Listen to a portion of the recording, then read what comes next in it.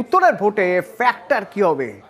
চা বলয় যদি একটা ফ্যাক্টর হয়ে থাকে, রাজবংশী ভোট একটা বড় ফ্যাক্টর, যে কথা ভেবে বিজেপি অনেক আগেই রাজবংশী নেতা অনন্ত মহারাজ তাকে রাজ্যসভার সাংসদ করে পাঠিয়েছে। তো রাজবংশী ভোট কাদের দিকে যাবে? রাজবংশী ভোট টানার জন্য কারা কি কি করতে পারে, যদি আজকের কথাই বলা যায়।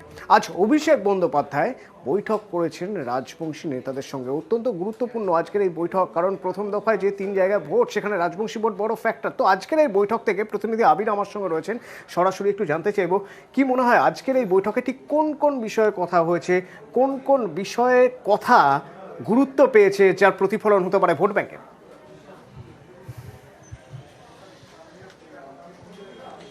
দেখো, কোচবিহারের ক্ষেত্রে হচ্ছে এটাই তো ফ্যাক্টর। তার কারণ হচ্ছে রাজবংশী ভোট কোন দিকে যাবে তার উপর নির্ভর করে থাকবে কে এই আসনটাতে জয়লাভ করবে। ফলে দু তরফ থেকে সেই প্রচেষ্টা জারি রয়েছে। অনেকেই বলছেন যে প্রধানমন্ত্রী নরেন্দ্র মোদীর সভাতে অনন্ত মহারাজ তিনি মঞ্চে থাকলেও তাকে সে অর্থে তার কোনো প্রতিক্রিয়া উঠে আসেনি। জি অনন্ত মহারাজকে সামনে রেখে রাজবংশী ভোটের কথা অথবা তুমি বলছিলে, একদমই তাই। তাকে সামনে রেখে অনেক আগে থেকে ঘুঁটি সাজাতে শুরু করেছিল হচ্ছে বিজেপি শিবির।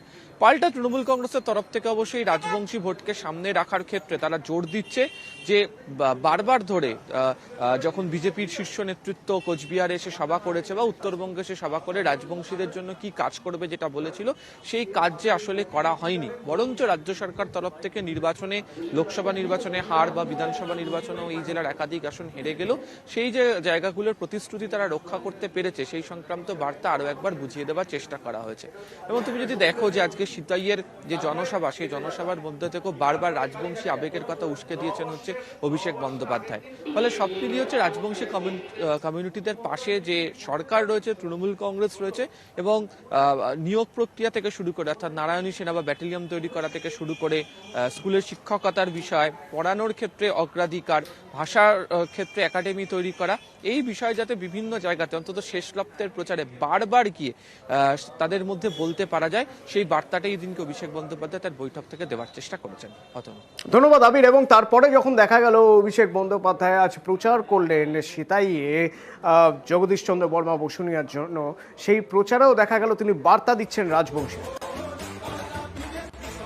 দিনহাটার গীতালদহ গ্রামে একটা রাজবংশী তরতাজা যুবক প্রেম কুমার বর্মন, তাকে এমন ভাবে পৈশাচিক ভাবে নৃশংস ভাবে গুলি করে মেরেছিল এই নিশীথ প্রামাণিকের অধীনে থাকা বিএসএফ। কাশ্মীরে জঙ্গিদের দমন করতে যে পেলেট গান ব্যবহার করে, প্রেম কুমার বর্মনের পোস্টমর্টেম রিপোর্ট, সেখানে উল্লেখ রয়েছে যে তার পা থেকে 180টা পেলেটের টুকরো পাওয়া গেছে। স্বরাষ্ট্র দপ্তরের অধীনে পড়ে বিএসএফ।